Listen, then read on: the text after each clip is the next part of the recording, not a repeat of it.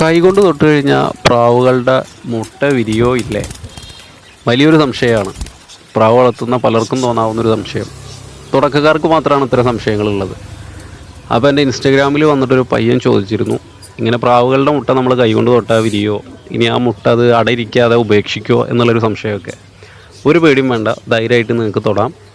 ആ മുട്ട പ്രാവ് ഉപേക്ഷിക്കൊന്നുമില്ല, ശരിക്കും അതിൽ അടയിരുന്ന് വിരിയിപ്പിക്കും. പക്ഷെ നമ്മൾ ആ മുട്ട കയ്യിലെടുത്ത് അങ്ങോട്ടും ഇങ്ങോട്ടും കുലുക്കി അതിൻ്റെ റിസൾട്ടിനെ നശിപ്പിക്കരുത്.